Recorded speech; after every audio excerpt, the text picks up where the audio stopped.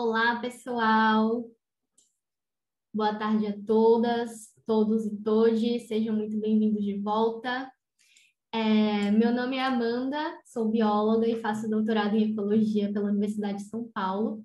E nessa sessão eu vou apresentar para vocês o nosso convidado para a roda de conversa Desmonte Ambiental e Pandemia de Covid-19 como agenda do governo Bolsonaro para enfraquecer a proteção da Amazônia. O convidado de hoje é doutorando em Biologia no Instituto Nacional de Pesquisas da Amazônia, INPA, e suas pesquisas denunciando as consequências do desmonte das leis ambientais para a conservação da Amazônia e das populações indígenas que lá habitam, além de seu estudo prevendo a segunda onda de Covid-19 em Manaus, defendendo o lockdown e a vacinação da população, fizeram com que ele fosse duramente perseguido por fake news e recebesse até ameaças à sua vida. O convidado de hoje participa de iniciativas de popularização da ciência e principalmente no que tange o efeito das ações humanas sobre a estrutura, a dinâmica, o clima e a biodiversidade das paisagens em florestas tropicais e como essas afetam as comunidades tradicionais desses locais. Bem-vindo, Lucas Ferrante. Agradecemos muito por ter aceito o convite de estar com a gente aqui hoje. E lembramos a todos que o chat é o nosso espaço de interação. Então, vocês podem escrever nos comentários e interagir nesse espaço. Se quiserem fazer perguntas ao Lucas, escreva sua pergunta na seção de Q&A, do lado do ícone do chat. Se alguém tiver feito alguma pergunta que você achou interessante, você pode votar nela, para que ela seja respondida primeiro pelo Lucas. E também é possível comentar as perguntas, então aproveite esse espaço para debater ideias com os outros participantes também. Então, Lucas, quando você quiser, por favor, a palavra é sua. Seja bem-vindo. Obrigado, Amanda. Obrigado a todos que estão aqui nos ouvindo. É um prazer falar para todo mundo que está aqui. Preparei uma apresentação, vou tentar ser o mais breve possível para a gente ter um tempo para perguntas. Estou compartilhando minha tela. Eu preciso só que alguém me avise se está aparecendo a tela aí, tá ok? Sim, podemos ver. Perfeito. Então, eu vou falar um pouquinho do desmonte ambiental e a pandemia de Covid-19 como uma agenda do governo Bolsonaro para enfraquecer a proteção ambiental da Amazônia, né? Eu sou Lucas Ferrante, do Programa de Biologia do Instituto Nacional de Pesquisas da Amazônia, como a Amanda acabou de me apresentar. Mas, antes de tudo, precisamos falar de onde vêm nossas fontes de financiamento. Né? Nós temos fontes de financiamento puramente acadêmica, né? A gente já começa falando isso no começo, porque recentemente uma das fake news que circulou por alguns políticos locais é que nós estávamos ganhando milhões de ONGs internacionais para parar algumas obras na Amazônia, então é sempre importante mostrar de onde vem o dinheiro que financia as pesquisas, né? Fontes puramente acadêmicas, então isso é muito importante. Bom, o primeiro trabalho que eu fiz sobre esse governo foi publicado na Environment Conservation, que foi esse trabalho como o novo presidente do Brasil e os ruralistas ameaçam a Amazônia, os povos tradicionais e o clima global. Isso foi um dossiê publicado por mim e pelo Philip Fernside, que apresentava evidências de uma proposta de governo com sucateamento ambiental enorme, né, e as consequências que isso teriam, né? Então, esse artigo ele foi publicado logo no início de 2019, já mostrando que nós poderíamos esperar por aí, né? Então, em 1º de janeiro, o presidente Jair Bolsonaro assume a presidência da República e ele assumidamente coloca um ministro ruralista no Ministério do Meio Ambiente, né? Isso é muito grave. Importante falar que tudo que eu estou falando aqui está embasado nos artigos científicos que aparecem embaixo na tela. Então, são todas informações publicadas e revisadas pelos pares, né? Então, durante a campanha, né, o presidente da República prometeu abolir o Ministério do Meio Ambiente, mas ele acabou abrindo mão de abolir esse ministério por sanções internacionais. Então, ele decidiu colocar o Ricardo Salles ali, né, um ruralista sumido no poder, justamente para o Brasil não perder exportações ao extinguir o Ministério do Meio Ambiente, né? Bom, o presidente afirmou repetidamente o seu desejo de enfraquecer o licenciamento ambiental e prometeu, por exemplo, remover a autoridade do licenciamento do IBAMA, Lembrando que desastres como Mariana e Brumadinho, o IBAMA já tinha sido enfraquecido e avisado desses desastres, né? Então, as consequências de um enfraquecimento do licenciamento ambiental é muito grave para a gente replicar grandes desastres ambientais e também sobre a população, como os desastres de Mariana e Brumadinho, né? Então, isso é extremamente preocupante. Bom, ele prometeu, nessa atual legislação, o IBAMA desempenhou o menor desempenho da sua história, né? Nós vimos a lei da mordaça, onde fiscais do IBAMA não puderam se pronunciar na mídia, além de avisos com antecedência onde iriam ser realizadas as inspeções de desmatamento e até ataques às superintendências do IBAMA, como essa em Humaitá, aqui no estado do Amazonas, onde garimpeiros ilegais queimaram essa sede do IBAMA, inclusive com a ajuda do prefeito e de vereadores da cidade, né? Mostrando que, de fato, existem políticos envolvidos nisso, né? Lembrando que o município de Humaitá é o município que lidera o desmatamento no estado do Amazonas, né? Então, não ter uma sede do IBAMA realmente é muito preocupante, né? Então, nós vimos com isso, apenas nos 3 primeiros meses dessa atual administração, o desmatamento aumentar mais de 95%, né? E apenas em 2019, as taxas de desmatamento em relação ao mesmo mês dos anos anteriores subiu cerca de 88%. Então, limiares, de fato, muito altos. Mas foi além essa agenda do governo Bolsonaro, né? Então, o governo prometeu neutralizar as agências fiscalizadoras, dentre elas a Anvisa, que fiscalizava os agrotóxicos, né? Então, mais de 500 agrotóxicos foram liberados, já até perdi a conta de quantos foram liberados nesse governo, proibidos nos Estados Unidos, na Europa, e, além disso, as quantidades utilizadas desses produtos aqui no Brasil são cerca de 5.000 vezes maior do que o recomendado, né?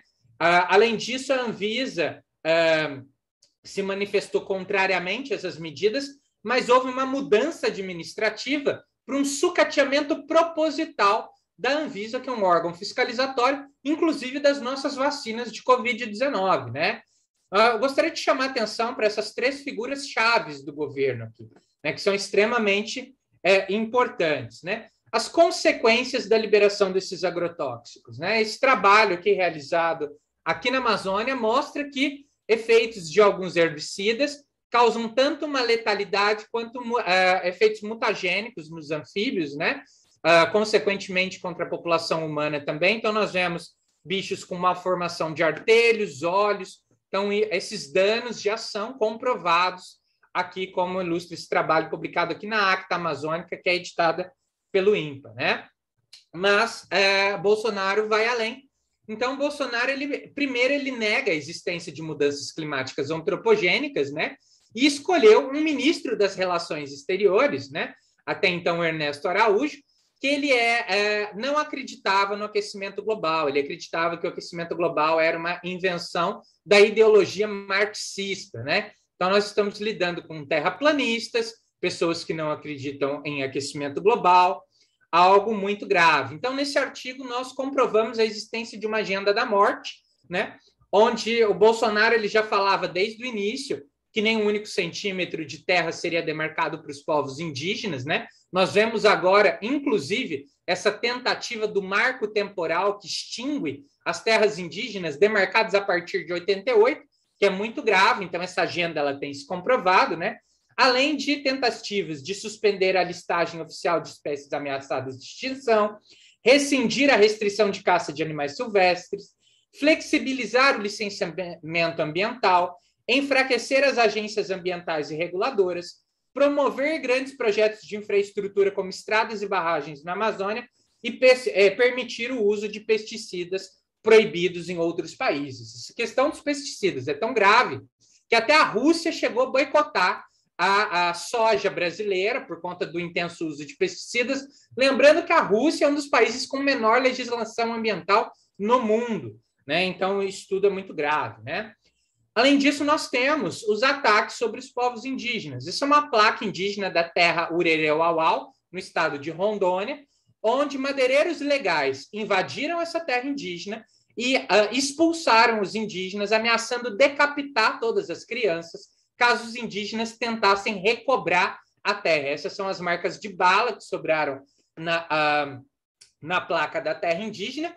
E, para nossa surpresa, órgãos de licenciamento ambiental do estado de Roraima de Rondônia, estavam dando concessões da terra a esses grileiros dentro da terra indígena, né? Então, algo muito grave acontecendo. Mas tem uma explicação, porque tudo isso, de repente, passou a ser permitido dentro do governo Bolsonaro. Porque nós temos uma ministra da Mulher, da Família e dos Direitos Humanos extremamente ligada à violação dos direitos indígenas. Muita gente subestima a Damares Alves, mas ela foi denunciada em 2009 à Comissão dos Direitos Humanos da Câmara dos Deputados por lideranças indígenas das nações Uailá-Piti, no Mato Grosso, e Caiapó, no Pará, por promover a adoção ilegal de crianças indígenas. Então, nós estamos falando de uma pessoa envolvida com uma ONG que foi denunciada por tráfico de crianças indígenas, né? Então, nós temos uma ministra da Mulher, da Família e dos Direitos Humanos, vamos dar ênfase nisso, que foi denunciada por tráfico humano, né? Então, é muito grave, né? Ela também afirmou que mais de 1.500 crianças indígenas são enterradas vivas, né, na Amazônia todos os anos, mas até a Associação Brasileira de Antropologia se manifestou numa carta aberta falando que não existe nenhuma informação científica que funda essas declarações. Então, a ministra mentiu sistematicamente para fragilizar os povos indígenas e permitir que as crianças indígenas fossem sequestradas dessas famílias indígenas, né? Nesse artigo, a gente mostrou um mapa de avanço do uso do solo no Brasil, e aqui a gente pode ver, esse mapa está no material suplementar, que o desmatamento ou o uso da terra tem pouco avançado sobre as terras indígenas e unidades de conservação na Amazônia.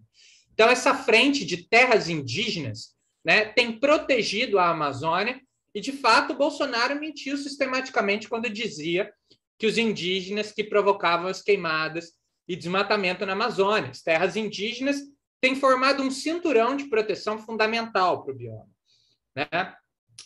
Bom, esse trabalho aqui, publicado no ano passado na Land Use Policy, com o ex-presidente da FUNAI, Nércio Gomes, e com o Felipe, aqui também do INPA, mostra que essa obra, que é carro-chefe do governo federal para ampliar a degradação da Amazônia, ela sequer consultou os direitos dos povos indígenas. Isso é muito grave, porque são 63 terras indígenas oficialmente reconhecidas e mais 5 áreas indígenas, fora de terras indígenas, que estão tendo direito negado de consulta, né? Então, uma violação da Convenção 169 da Organização Mundial do Trabalho, a qual o Brasil é signatário, e também essa lei internacional também faz parte da legislação brasileira. Então, existe uma violação dos direitos dos povos indígenas aqui na Amazônia, inclusive de terras já demarcadas para passar essa obra. É importante dizer que o general Mourão,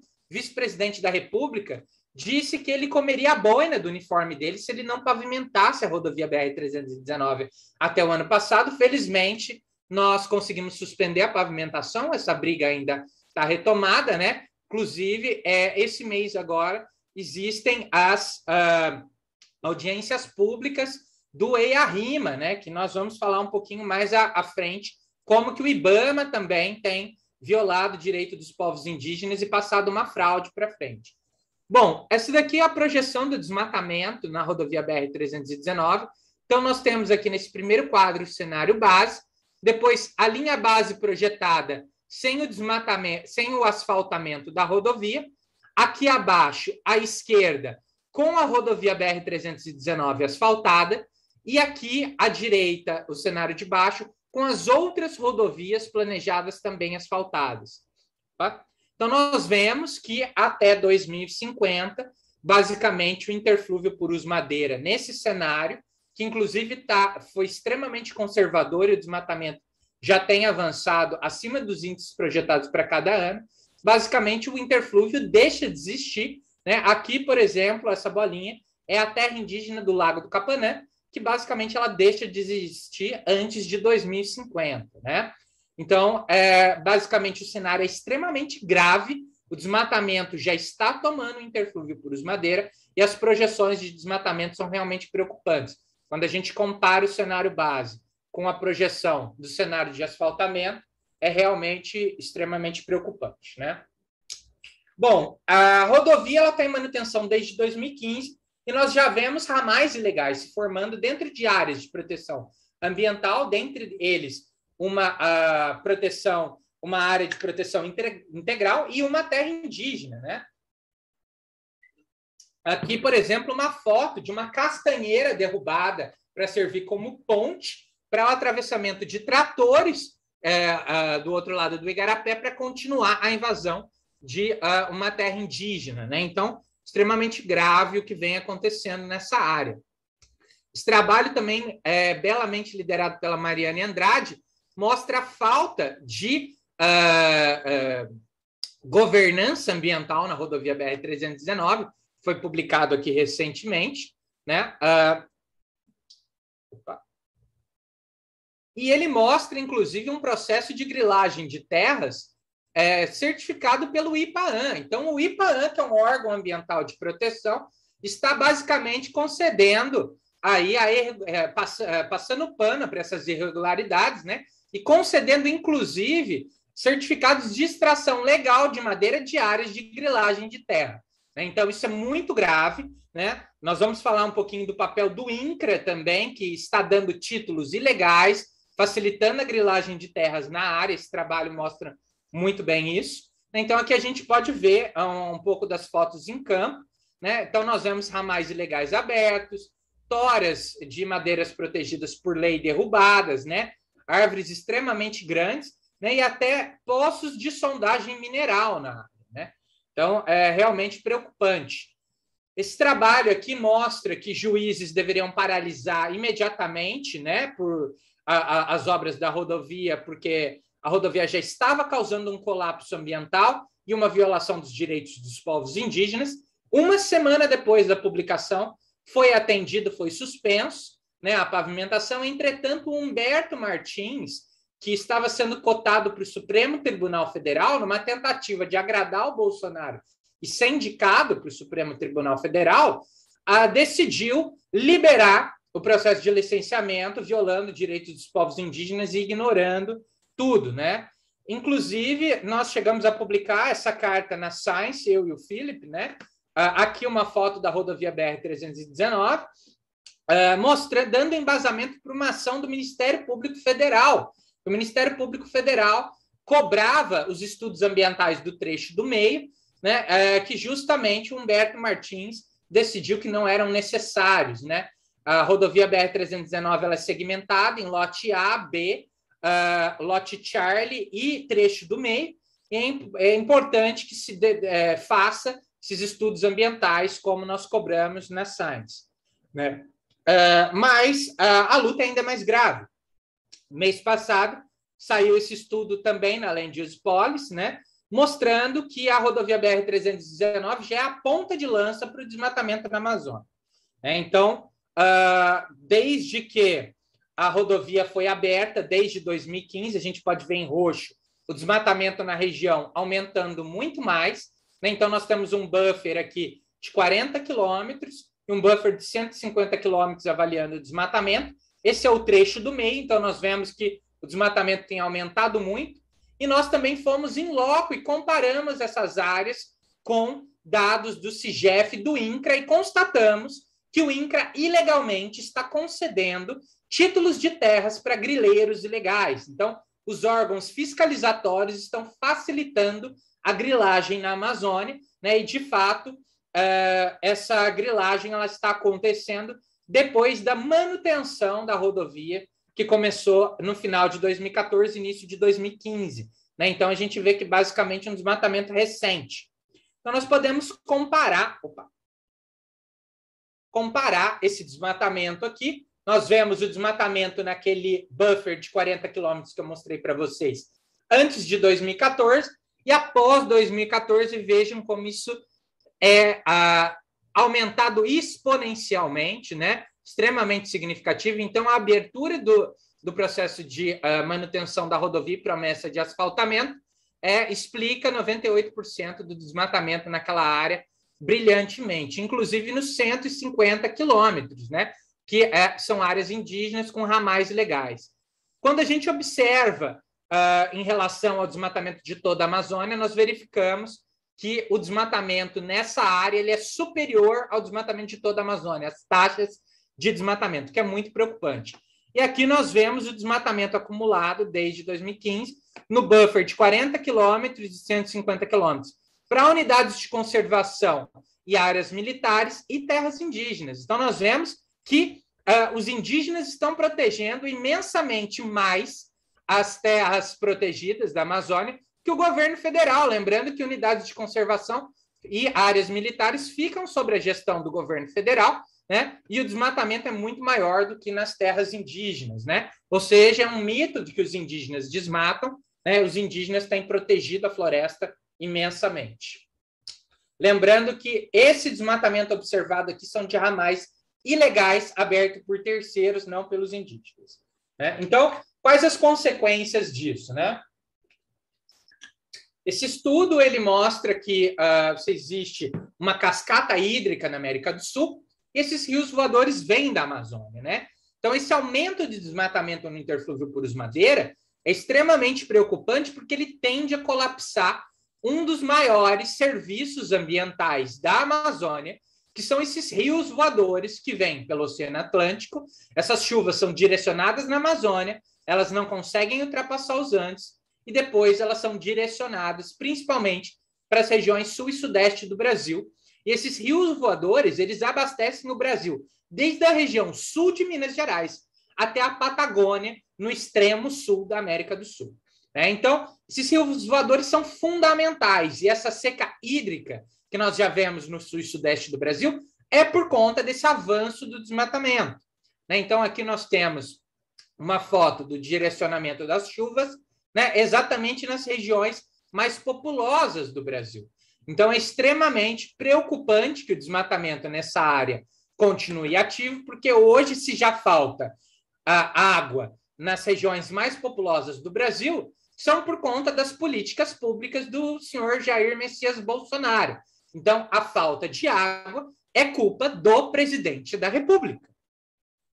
Bom, além disso, a Amazônia ela já tem mudado a estrutura da floresta, né? Então, além das mudanças climáticas que têm sido observadas no resto do país, o próprio aquecimento global também influencia sobre a própria flora da Amazônia, e isso vira uma cascata, um ciclo vicioso, onde a floresta acaba se degradando ainda mais, né? E realmente entra no tipping point, né? Aquele ponto de turnover que ele não existe mais. Esse tipping point, ele fala que quando a Amazônia atingir cerca de 25% do desmatamento, basicamente será irreversível. Então, isso é muito grave, porque nós estamos muito próximos de atingir esse tipping point, né? Esse ponto de irreversível de desmatamento na Amazônia, e basicamente esses serviços ecossistêmicos e a própria floresta irá se colapsar por si só. Havia algumas projeções de que a Amazônia iria se savanizar. Hoje já existem projeções falando que a Amazônia deve se tornar algo parecido com a Caatinga, de acordo com as projeções do IPCC. Então, o cenário é muito mais grave do que se imaginava, né? Opa. Mas, não satisfeito, o presidente da República pretendeu liberar, restringir, tirar aquele zoneamento que impedia os cultivos de cana-de-açúcar na Amazônia e no Pantanal, o que é muito preocupante, né? E nós precisamos entender quais os danos disso, né? Desde 2017, eu pesquisava os danos da cana-de-açúcar. Nós chegamos a publicar esse trabalho no Journal of Biogeography, onde mostramos que a cana-de-açúcar, que matrizes agrícolas influenciam diferentemente a estrutura de florestas adjacentes e a composição da fauna também. né? Então, uma matriz perene de porte arbóreo protegeria mais a estrutura das florestas adjacentes e a fauna. E a cana-de-açúcar é uma matriz intermediária, porque parte do ano, a parte da colheita, ela expõe drasticamente esses fragmentos, tornando ou os fragmentos ou a própria floresta adjacente vulnerável a efeitos de insolação, ventos, né, o que causa mortalidade de árvore, além dela facilitar a migração de espécies generalistas para dentro dessas áreas florestais. Então, era uma matriz agrícola com potencial muito danoso para ser liberada na Amazônia e no Pantanal. Nós podemos ver aqui, né, que ela é uma matriz realmente aqui, esse PCA entre os fragmentos. Então, nós vemos que fragmentos mais circundados por matriz de café tinham maior cobertura vegetal, espessura de serrapilheira, né? Isso inversamente proporcional a fragmentos maior circundados por pastagens, né, que tinham maior presença de clareiras, e a cana-de-açúcar aqui uma matriz bem intermediária. Então, é uma matriz que na Amazônia ela causaria muito dano, né? Então, nós publicamos essa carta na revista Science, mostrando os danos disso, né? Isso foi uma tentativa de 2018 no Senado, nós conseguimos revogar, felizmente, e aí o Bolsonaro, Paulo Guedes e a Tereza Cristina, em uma canetada, foram lá e revogaram esse zoneamento ambiental. Nós chegamos a publicar esse trabalho também na Nature, que mostra que com isso se formaria um novo ciclo de desmatamento na Amazônia, em detrimento da produção de biocombustíveis, que tornaria os biocombustíveis brasileiros sujos e não poderiam mais ser ligados à mitigação dos efeitos do aquecimento global. Então, com base nesses 3 artigos, eu fiz uma denúncia no Ministério Público Federal, embasando uma denúncia de crime contra a lesa pátria pelo presidente da República, ministro da Economia, ministra da Agricultura, né? Essa denúncia ela foi acatada pelo Ministério Público Federal e, com base nesses artigos na denúncia que eu fiz, nós conseguimos suspender o decreto que liberava cana-de-açúcar na Amazônia e no Pantanal, né? Então, isso foi claramente fruto desses artigos, de uma decisão judicial provocada por um pesquisador e embasada com artigos científicos. Então, é extremamente importante que os pesquisadores se pronunciem e auxiliem o judiciário a tomar a melhor estratégia, senão nossas pesquisas basicamente vão ficar numa gaveta e ela precisa chegar até os tomadores de decisão, né? Mas o Bolsonaro ele vai além, ele consegue se superar, né? Então, nós vimos uma tentativa de fragilizar os povos indígenas e as terras indígenas. Esse trabalho saiu na Science também, alertando que as terras indígenas compreendiam 24% das áreas protegidas da Amazônia, né, mais do que as unidades de conservação. Essas áreas são fundamentais. O Salles vinha perseguindo agentes do IBAMA que estavam tendo ações bem-sucedidas em coibir o desmatamento em terras indígenas, além de uma tentativa de liberar mineração, agronegócio e hidrelétricas em terras indígenas, né? Então, algo extremamente grave. Aqui nós já estávamos no começo da pandemia e, inclusive, nós vimos a tentativa de utilizar o Covid-19 como arma pelos grileiros ilegais para dizimar esses indígenas, né? Então, eu estava trabalhando com as comunidades indígenas, isso daqui é uma foto do Lago do Capanã, nessa época, gerou esse segundo artigo também na Science na semana seguinte, né, a necessidade de proteção dos povos indígenas contra a Covid-19, né, onde os povos indígenas foram classificados como grupo de risco, tanto pela sua vulnerabilidade genética, porque se a gente lembrar, esses povos, historicamente, não tiveram contato com muitos patógenos, né, inclusive na colonização espanhola, né, na invasão espanhola, esses patógenos, principalmente as gripes, foram utilizados como armas, né? Nós temos aquele livro famoso do Jared Diamond, Armas, Germes e Aço, que relata muito bem isso para quem tiver curiosidade, né? E também por conta da vulnerabilidade social desses povos, né? Então, aqui, para a gente ter ilustrado como é a situação de um posto de saúde indígena, esse é o posto indígena da comunidade do Lago do Capanã. Então, imagina se esses povos teriam, por exemplo, maior proteção contra a Covid, não teriam, por exemplo, respiradores, né? Então, a necessidade de proteção desses povos, né? eu protocolei um pedido de impeachment contra o Bolsonaro baseado nisso, porque ele estava dando informações mentirosas sobre a pandemia, né, e defendendo o uso de medicamentos que não eram antirretrovirais, como o antimalárico hidroxicloroquina, né? Então não tinha nenhuma base científica. Desde abril de 2020 já avisávamos que não servia para tratamento da Covid, isso na Science, né, um dos maiores periódicos científicos do mundo, e eu realizei denúncia de pedido, protocolei esse pedido de impeachment baseado nesses artigos, né? Deixa eu passar aqui. Bom, o Ministério Público do Estado do Amazonas chegou a me contatar para liderar essa nota técnica, né, a pedido do MPAM, sobre a situação de flexibilizações aqui no estado do Amazonas. Nós fomos contrários, inclusive recomendávamos um lockdown para 1 de junho e, para pasmem, no mesmo dia, o governador do estado do Amazonas mandou liberar tudo, né? Então, extremamente preocupante essa situação. Precisamos entender por quê. Opa, tinha passado alguns estágios aqui, mas antes, eu preciso falar da equipe que trabalha comigo por Covid, né? Então, nós temos o professor Alexandra Steinmetz, né, da Universidade Federal do Amazonas, matemático, tem vários artigos sobre Covid-19. Professor Alexandre Celestino de Almeida, professor da Universidade Federal São João del Rei, fez pós-doutorado em modelagem epidemiológica em Harvard.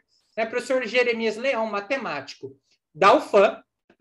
Ruth Camargo Vassan é pesquisadora aposentada do Instituto Max Planck e do Instituto Butantan, trabalhou com a imunologia dos beta-coronavírus durante toda a sua vida, né? O professor Unai Tupinambás é médico, infectologista, professor do Departamento de Medicina da UFMG, simplesmente é o responsável pelo Comitê de Enfrentamento à Covid do Estado de Minas Gerais e da Prefeitura de Belo Horizonte também. Philip Fernside, meu orientador aqui no INPA, prêmio Nobel, como todo mundo conhece, e o professor Luiz Henrique Duxmal, que é nada menos que o maior modelista epidemiológico do Brasil, fez o pós-doutorado dele em Harvard, em modelagem epidemiológica, com Max Kudoff, que é o maior modelista epidemiológico do mundo. Né? Então, nós sabíamos o que nós estávamos falando quando nós avisamos que Manaus teria uma segunda onda de Covid-19 desde agosto do ano passado. Inclusive, o trabalho não foi publicado em qualquer revista. Foi publicado na Nature Medicine, né? Era tão consenso entre os cientistas na época que Manaus passaria por uma segunda onda que nós submetemos os modelos epidemiológicos e o editor da revista falou, olha, a gente vai publicar como um comment, porque já existem muitos modelos que mostram que, de fato, terá uma segunda onda, não existe necessidade de maior amparo, né? É consenso hoje, então, simplesmente vamos reduzir o trabalho e vamos publicar como um comment, né? Então, com 4 meses de antecedência, nós avisamos e nós precisamos frisar essa data, que ela é extremamente importante, né? Nós também publicamos o primeiro estudo que mostrou a capacidade de reinfecção do coronavírus, né? Aqui na Amazônia, o primeiro caso de reinfecção aqui na Amazônia também, né? Então, de fato, aquela ideia de imunidade de rebanho, ela é completamente furada, porque as pessoas perdem a imunidade depois de um determinado tempo, né? A imunidade naturalmente adquirida pelo contato com o vírus. Foi publicado pelo Journal of Racial and Ethnic Health Experts, que é editado pelo grupo Springer Nature, né? Então, esse também é um segundo artigo que está saindo essa semana na mesma revista, e ele é muito importante, porque nós precisamos entender as variantes do Brasil. Ele mostra isso, e ele mostra um dos crimes cometidos pelo Bolsonaro aqui na Amazônia. Então, esse trabalho ele mostra o avanço das duas variantes. Então, nós vemos que a segunda onda começou aqui já em outubro, né? Ela não começou antes. Nós precisamos entender o que desencadeou essa onda aqui em outubro. Não foi a variante P1, a variante Gama, né? Ou seja, já tinha começado. A variante surge nessa segunda onda e aí ela torna predominante em janeiro, maximizando os casos causados já pela variante selvagem que deu origem à pandemia. E o que foi isso? A volta presencial do ensino fundamental em Manaus, que foi uma estratégia orquestrada pelo governador do estado do Amazonas e o presidente da República para fazer com que Manaus adquirisse a imunidade de rebanho né, pela contaminação massiva da população. E isso não só gerou a segunda onda, isso já está saindo, inclusive, já está disponível como um pré-print no ResearchGate, como também gerou o surgimento da variante Gama, uma das variantes mais transmissivas no mundo, responsáveis por 2/3 das mortes do Brasil. Então, 2/3 das mortes do Brasil estão na conta do governador do estado do Amazonas e também na conta do presidente da República, Jair Messias Bolsonaro, porque programaram o surgimento e são diretamente responsáveis pela surgimento da variante Gama aqui na cidade de Manaus, né? Para quem tem dúvida disso, isso é um gráfico mostrado no artigo. Então, nós vemos a mobilidade urbana de Manaus e os determinados eventos. Aqui no evento 1, a determinação de retorno das aulas presenciais. Na semana seguinte, a mobilidade urbana ela infla 40% com esse retorno. Isso dispara exatos 21 dias depois, que é exatamente o ciclo viral. Essa onda, aumento de internações e de casos na cidade, seguido pelas mortes, né? Então, nós vemos que ainda aqui, nessa data aqui, 3, foi as eleições. Vejam o pico de mobilidade urbana como foi alto. Aqui, basicamente, a variante Delta já tinha surgido, né? Então, isso é muito grave, porque nessa data, um pouco antes, nós já tínhamos que ter 2.000 casos da variante Gama, né, em decorrência disso. Então, basicamente, o que causou a segunda onda foi a contaminação comunitária pela variante selvagem e depois a variante Gama foi responsável pelo grande pico em janeiro, lembrando que essa variante Gama surgiu em decorrência da segunda onda, ela não causou a segunda onda, como mostra esse artigo, né? Então, antes das eleições, né, já tínhamos que ter 2.000 casos da variante Gama, então descarta-se que eleições e festas de final de ano geraram a variante Gama no Brasil. Não, foi aquela estratégia deliberada de tentar fazer a população alcançar a imunidade de rebanho, né? E aí precisamos entender como que foi utilizável, porque de maneira muito leviana, o ministro Pazuello disse que aquele falta de oxigênio em Manaus foi porque Manaus era isolado, né? Então, nesse artigo aqui publicado no OECO, na minha coluna do OECO, eu e o Felipe mostramos que o oxigênio em Manaus foi utilizado como lobby para tentar liberar a rodovia BR-319, que eu já falei para vocês. Inclusive, foi uma das justificativas usadas pelo ministro do Supremo Tribunal Federal, do Superior Tribunal Federal, Humberto Martins. De fato, o oxigênio em Manaus se deixou faltar oxigênio de maneira proposital para realizar lobby da rodovia. Então, o que isso significa? Que o ministro Pazuello deixou morrer crianças recém-nascidas nas maternidades por falta de oxigênio, justamente para arguir que a cidade era isolada e faltava oxigênio. Nós avisamos com 4 meses. É importante dizer que os hospitais avisaram com 1 semana de antecedência e que a melhor estratégia, a melhor logística era trazer o oxigênio numa demanda emergencial via aérea e depois via cabotagem por balsas, porque é muito mais barato, né? E aí, o que o ministro Pazuello fez foi fazer um comboio junto com o Exército de 6 carretas de oxigênio na rodovia BR-319 que atolaram, e isso dramatizou para o Brasil inteiro, né? Ou seja, ele não é um mestre da logística, mas simplesmente orquestrou a morte de milhares de pessoas aqui em Manaus. Está sendo denunciado no Tribunal de Haia, junto com o presidente da República, por essas mortes, porque é uma mentira que foi a melhor logística. Se o ex-ministro Pazuello é um especialista em logística, eu sou papa, porque não tem o mínimo cabimento mandar carretas de oxigênio para uma estrada que não é pavimentada no período de cheia, né? É coisa de um imbecil notório fazer coisa que a gente vê de fato, que é dos ministros do Bolsonaro, né?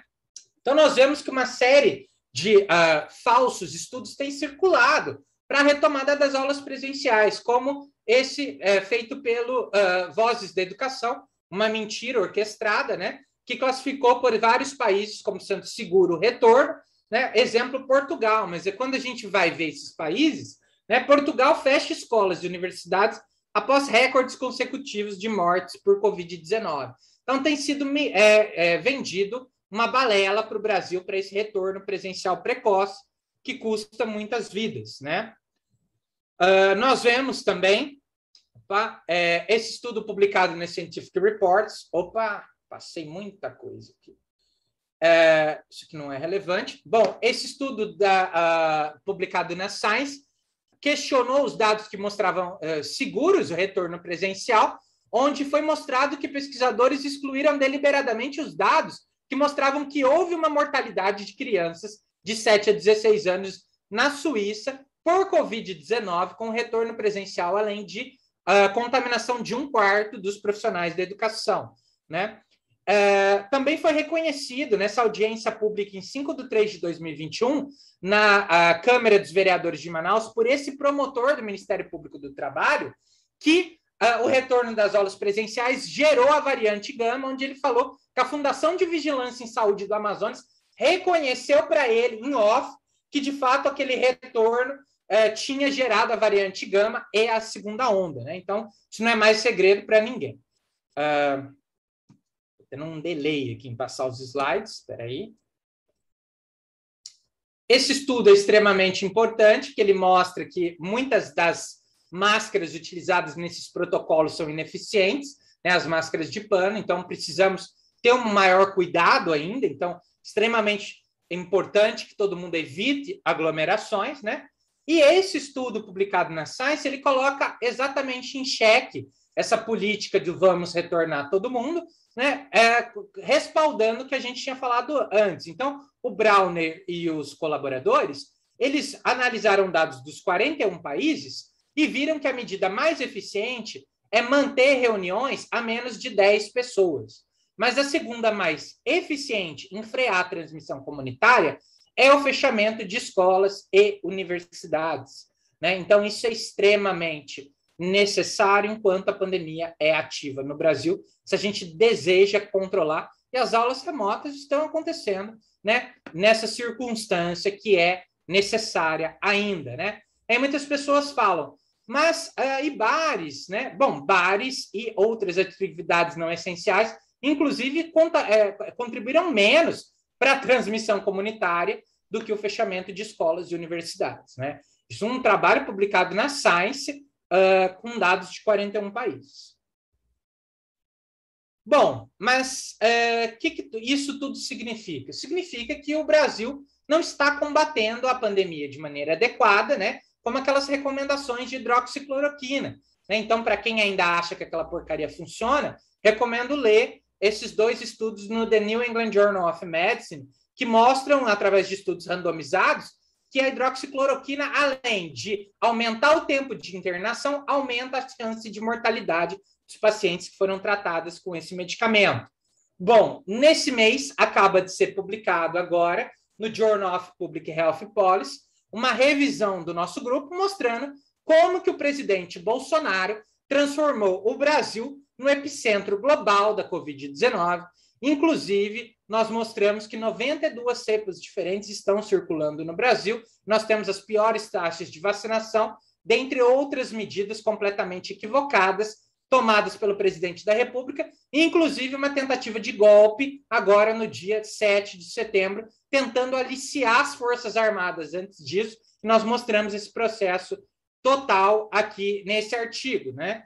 Extremamente importante abordar essas questões.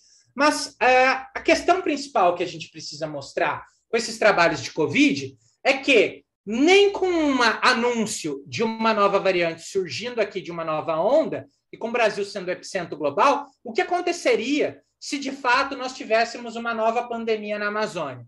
E não feliz em já tornar o Brasil o epicentro global com as variantes que surgiram em outros países, em fazer surgir uma variante nova aqui, nós precisamos analisar com muita cautela uma tentativa nova de liberar porcos e suínos de maneira confinada em terras indígenas aqui na Amazônia. Então, esse estudo publicado da Regional Environment Change, que é editado pela Springer, nós mostramos que está se formando uma nova cadeia de produção alimentícia aqui na Amazônia que tem a possibilidade de formar uma nova pandemia global que irá surgir aqui na Amazônia. E, infelizmente, nós não conseguiremos dar o alarme para os outros países, né? Então, uma empresa extremamente que visa o lucro, que é a Millennium Bioenergy, que visava antes plantar cana-de-açúcar aqui na Amazônia, agora quer plantar milho dentro de terras indígenas.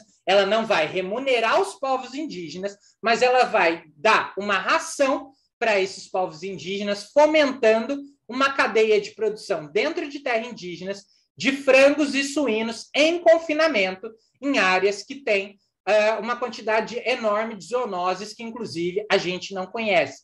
Lembrando que aves e suínos são os principais transmissores da gripe suína, da gripe aviária. Então, nós estamos colocando animais em contenção, animais confinados dentro de terras indígenas, que esses indígenas sequer vão ser remunerados, né? E esses animais vão ser exportados para várias outras regiões do mundo, e não é por acaso fazer isso na região amazônica. Uma das áreas é aqui no estado de Roraima, justamente para exportar isso pelo porto de Georgetown, na Guiana, né? Então, nesse artigo tem uma gravação onde, basicamente, eu tive que ir para Roraima fazer um trabalho investigativo com os líderes da empresa. Inclusive, recebi uma ligação do CEO da empresa me ameaçando, né? Tá tudo gravado, inclusive também uma gravação onde a empresa admite que não vai remunerar os indígenas, vai ser basicamente trabalho escravo realizado pelos indígenas dentro de terra indígena, com chances de causar uma nova pandemia. Lembrando que é muito importante o fato da Amazônia não ter conseguido dar o alarme da variante Gama que surgiu aqui. Isso foi identificado pelo Japão primeiro, depois que essa variante rompeu as fronteiras brasileiras. Então, o que nós estamos fazendo nesse momento é dando condições de gerar novas pandemias sem condição nenhuma de avisar outros países e ainda vulnerabilizando os povos indígenas, né? Então, uma situação ainda muito grave. Esses são dados de aumento de malária, por exemplo, em áreas da rodovia BR-319 desde o asfaltamento, né? Desde a promessa de asfaltamento e manutenção desde 2015. Então, nós vemos os índices de malária em Manicoré aumentarem exponencialmente. Então, essa endemia, ela é um proxy, de fato, para mostrar que nós podemos estar aumentando e causando outras doenças que têm um potencial pandêmico aqui. Lembrando que esses dados são até de 2019, porque depois não quiseram nem me ceder os dados, né? Então, isso é extremamente importante. Bom, nesse trabalho do DAERT, prometo que está acabando a apresentação, estamos chegando no final, nós denunciamos que forças militares do Brasil estão tentando utilizar a pandemia da Covid-19 para encobrir a degradação da Amazônia e também a violação dos direitos dos povos indígenas. Quem quiser saber se o Conselho Amazônia tem sido eficiente, e é lógico que não, senão nós não tínhamos essa explosão de desmatamento e de violação dos direitos indígenas, isso está publicado aqui no jornal editado pela Associação Geográfica de Berlim, né? Sobre essas questões de pandemias e povos indígenas, esse foi, inclusive, publicado por um outro grupo no Lancet como uma preocupação. Então, esse aumento de desmatamento na Amazônia, de fato, inclusive em terras indígenas, e essa falta de cuidar da pandemia de Covid-19, alerta para outras pandemias que podem estar surgindo no Brasil. Aqui um outro grupo também alertou que a crise de biodiversidade climática e o desmatamento pode gerar o surgimento de novas doenças infecciosas aqui na Amazônia, né? Trabalho publicado por outro grupo no Análise da Academia Brasileira de Ciência. Então, isso não é um alarmismo. Ou nós paramos essas grandes obras e essa tentativa de abrir terras indígenas, inclusive é absurdo tentar criar porcos e aves em confinamento dentro de uma área de zoonose, né, aqui na Amazônia, sendo que nós não temos capacidade, de fato, de controlar uma epidemia que surge aqui. Então, ou isso ou vai causar, de fato, um dano global, né? É extremamente grave isso. Nós tivemos também a tentativa do governo federal em perverter tanto o Senado como também a Câmara dos Deputados, indicando pessoas que lhe agradavam, como o Arthur Lira tem segurado os pedidos de impeachment, né? Mas essa letter na Science ela mostra mais que isso, a tentativa de passar 35 projetos, dentre eles projetos armamentistas que estão armando ruralistas contra os indígenas que estão sendo invadidos, né? Inclusive as empresas que estão tentando vulnerabilizar esses povos indígenas, né? Além de tentar passar essa boiada, né? De fragilizar os direitos dos povos indígenas. Também nessa outra letter, também publicada recentemente na Science, liderada pela Renata Ruaro, né, extremamente importante, que mostra a tentativa de rescindir a necessidade de licenciamento ambiental, o que iria liberar, por exemplo, grandes obras como a rodovia BR-319, que sequer tem os estudos ambientais para o trecho do meio, não tem estudos de viabilidade econômica, é a única obra do governo federal que não tem estudos de viabilidade econômica. Inclusive, se verifica que para cada real empregado, o retorno vai ser só de 33 cents, né, por essa rodovia. Então, para quem que ela atende? Grileiros, né? Nós precisamos deixar isso claro.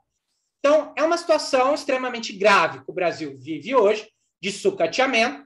O que nós temos feito agora, há 2 dias, juristas da Universidade de Viena entraram em contato comigo para embasar uma das denúncias no Tribunal de Haia, e nós já estamos trabalhando nisso nesse momento, para tentar parar essa desordem causada pelo governo federal, liderada pelo Jair Messias Bolsonaro, e o vice-presidente da República, o Mourão, também em tentar fragilizar esses povos da Amazônia. Faltou um slide, que foi esse slide aqui. Opa!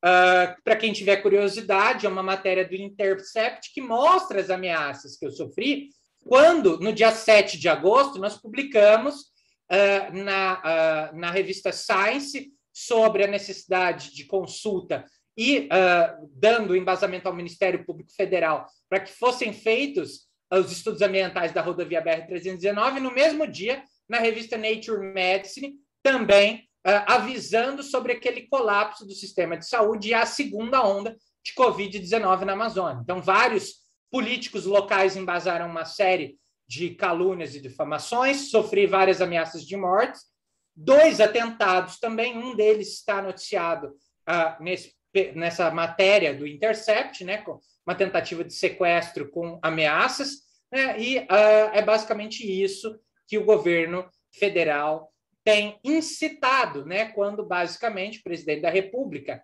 insta seus apoiadores a cometer vários crimes, né, inclusive contra o STF recentemente. É isso, pessoal. Obrigado. Obrigado, Lucas.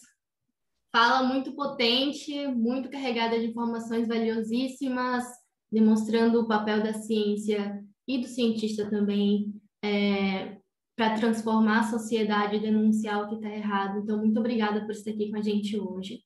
A gente tem muitas perguntas no chat, não sei se a gente vai dar conta, mas vamos lá. A primeira pergunta é de Regiane.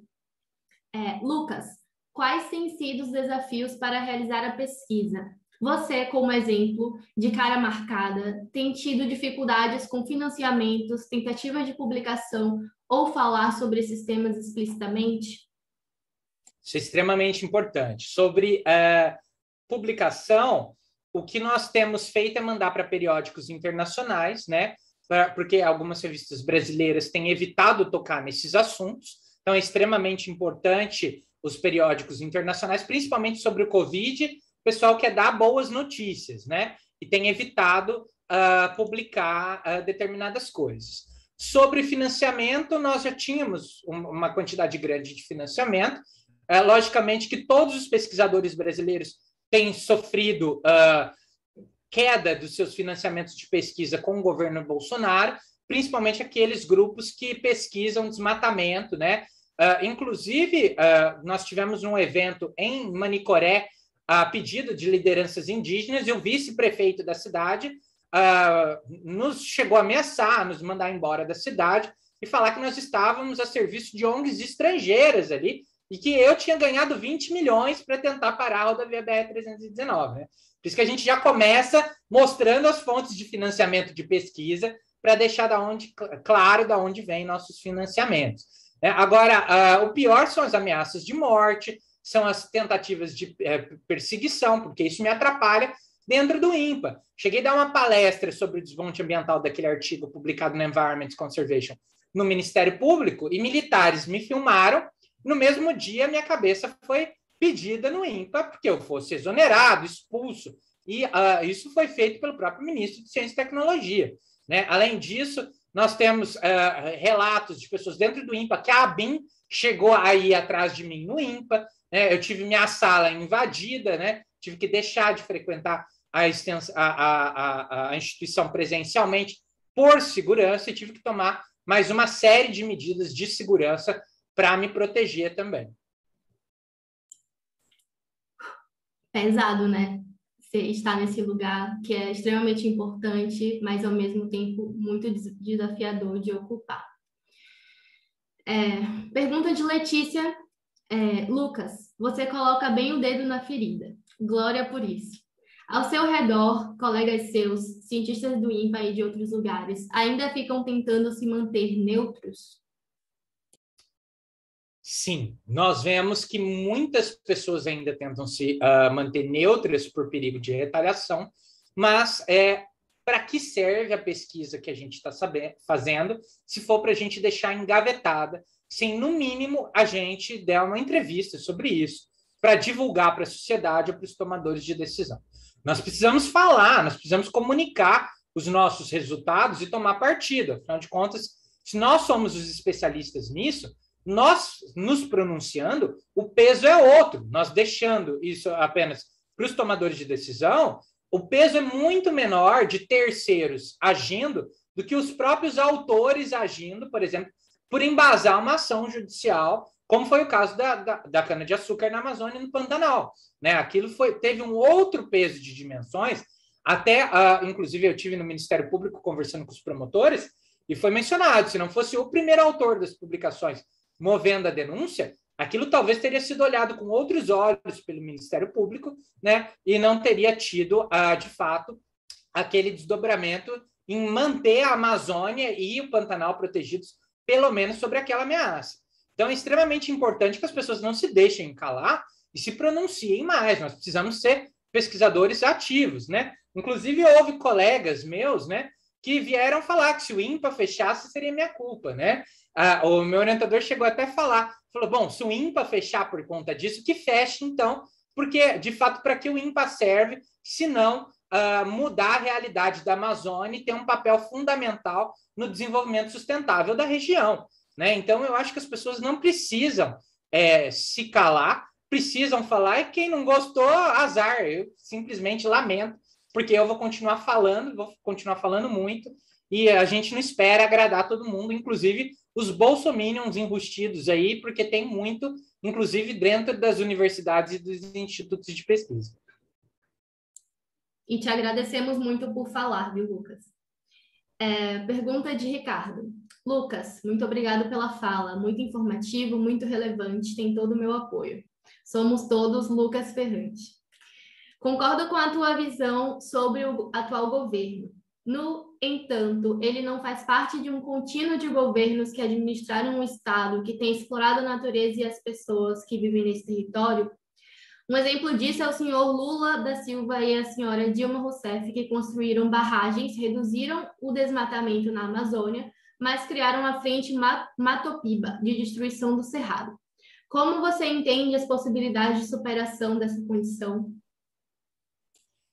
É uma pergunta extremamente relevante. Nós precisamos lembrar que mesmo nos governos Lula e Dilma, a Amazônia esteve extremamente ameaçada, inclusive os povos tradicionais. Várias comunidades tradicionais em Belo Monte não foram consultadas, né? A Norte Energia ganhou permissão do governo Dilma para despropriar determinadas pessoas que eram titulatários da terra e povos originários do território.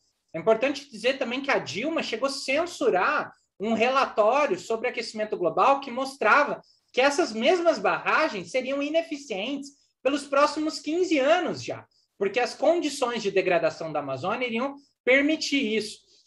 O Felipe, inclusive, chegou a ter uma tentativa de extradição no governo da Dilma, porque ele falar contra Belo Monte. Então, é importante dizer que sempre houve uma fragilização da Amazônia, né? Os outros governos também houveram uma agenda contra os povos indígenas, inclusive o governo Lula liderava isso antes do governo Bolsonaro. Bolsonaro conseguiu superar.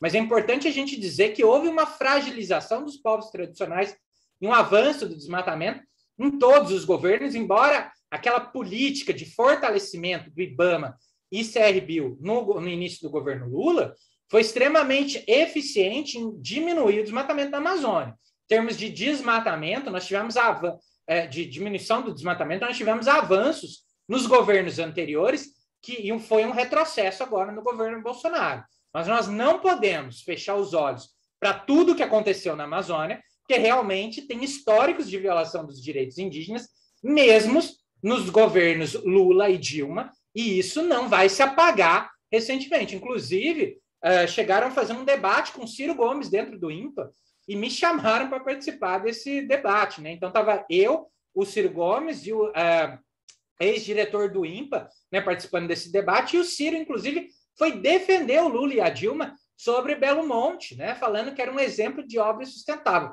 Não, pera lá, né, que isso não é nem um pouco verdade, né? As condicionantes ambientais até hoje não foram atendidas, esses povos não receberam as indenizações até hoje. Então, a gente não pode deixar perpetuar determinadas mentiras que ainda fragilizam essas pessoas, né? Povos que viviam nas suas terras e foram alocados para as favelas em Altamira, né? Então, a gente precisa tomar muito cuidado, às vezes, com o discurso político, porque, de fato, nós não temos nenhum presidente do Brasil que, de fato, pautou por uma política indigenista e de proteção dos povos tradicionais da Amazônia. Então, é extremamente grave o que aconteceu nos outros governos, vem acontecendo, né? E nós precisamos, de fato, proteger esses povos, né? Mato Piba é um exemplo claro, né? Esse avanço sobre o Cerrado. Nós não podemos permitir a destruição completa de um bioma em detrimento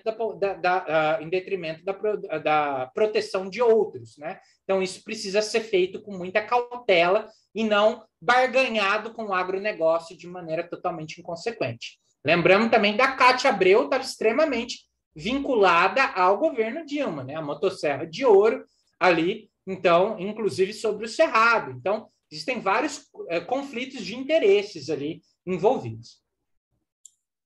Sim. Pergunta de João Paulo. Lucas, qual a forma mais eficiente de comunicar resultados científicos de forma que sejam compreendidos em sua complexidade às pessoas que são responsáveis pela tomada de decisão do país? Entendi que não podemos esperar que de repente eles leiam os artigos. Assim, de que forma fazemos essas informações chegarem onde devem chegar para que as mudanças necessárias tenham possibilidade de acontecer? Essa é uma pergunta muito importante, mas tem que ser feita uma outra pergunta antes. Se eles estão querendo ouvir o que a gente tem para falar, né? Porque não adianta a gente comunicar se eles não querem ouvir, como é o processo agora da rodovia BR-319, que sequer querem fazer as audiências públicas do processo de licenciamento ambiental com a participação dos líderes indígenas, né? E também não estão ouvindo as recomendações dos cientistas, que já existem laudos, inclusive, de fraude, né, do processo de amostragem de fauna da herpetofauna, né? Porque eles não consideraram nem as espécies descritas no interflúvio Purus-Madeira nos últimos 15 anos. Então, ali é um processo completamente fraudulento, né, com participação de agentes do IBAMA, de fiscais ambientais, também com a participação de biólogos que participaram, fraudaram esse documento técnico, é importante frisar isso também, porque tem espécies ali que não são do interflúvio Purus-Madeira, e as espécies que são, de fato, do interflúvio Purus-Madeira, inclusive espécies endêmicas, não apareceram nesse estudo de impacto ambiental, então é muito grave, né? Então, eu acho que o primeiro passo é a gente tentar participar de tudo, audiências públicas, tentar comunicar isso em colunas de jornal, dar o máximo de entrevistas que a gente faz sobre os artigos já publicados. Então, nós temos que tentar comunicar ao público geral, né? Nós vemos muitos juízes embasando alguma ação, porque às vezes eles estão prestes a julgar alguma ação ambiental e por sair alguma coisa na mídia, inclusive vinculando o nome desses juízes, isso gera uma ação favorável, nós chegamos a publicar aquele artigo da IERD falando da violação dos povos indígenas e mostramos quais seriam os juízes que iriam julgar o processo de licenciamento. Marcamos eles no Twitter, divulgando o artigo, né, falando, olha, vocês precisam tomar um parecer. Na semana seguinte, de fato, veio um parecer positivo, se não fosse Humberto Martins, que está um pouco acima, depois causando aquela reviravolta para agradar Bolsonaro e poder ser indicado ao Supremo Tribunal Federal. Então, a recomendação que eu dou é, todo artigo publicado, vamos tentar divulgar isso em jornais, revistas, na mídia em geral. Muitas vezes nós temos que ir atrás da mídia para fazer essa divulgação, outras vezes a própria mídia vem atrás, principalmente nos veículos grandes, a própria mídia toma conhecimento disso. Mas é importante a gente sempre estar disposto a falar com todo mundo, né? Isso é muito importante. Eu cheguei a dar uma série de entrevistas para programas bolsonaristas, né? O pessoal não gostou do que eu falei, mas precisa ouvir, né? Então, nós precisamos fazer essa divulgação, seja a quem for, e tentar ganhar o nosso espaço também nas tribunas. Eu dei várias palestras na Assembleia Legislativa do Estado do Amazonas, no Ministério Público. Então, nós temos que estabelecer um contato com deputados que, de fato, estão preocupados com essas questões e também com procuradores, seja do Ministério Público ou juízes, que estão a par dessas sessões.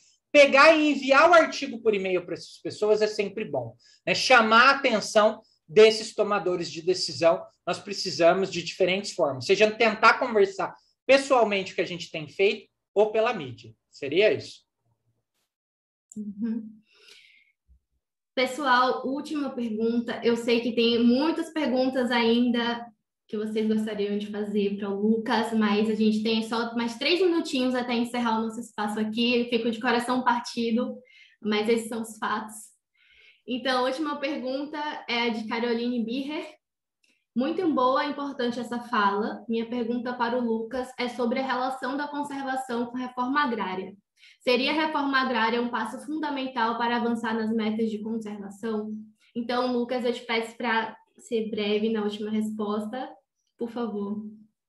Sem dúvida, é algo fundamental, porque isso ajuda a combater a grilagem de terras. Se nós já fizermos a reforma agrária, nós não teremos migrações massivas do sul colonizando áreas do Amazonas e do Pará, como vem acontecendo hoje. Esse processo autodeclaratório que o Bolsonaro regulou, fica fácil, as pessoas invadem e falam, eu já estava aqui, de fato, quando não estavam, e a gente tem, inclusive, fotos de satélite para provar. Então, de fato, fazer uma reforma agrária é fundamental para a gente impedir a invasão de terras indígenas, unidades de conservação e terras devolutas, que hoje são as áreas mais invadidas e sobre a principal ameaça, principalmente na região amazônica. É isso, gente. Obrigada. Muito obrigada, Lucas, por ter aceito estar aqui com a gente hoje.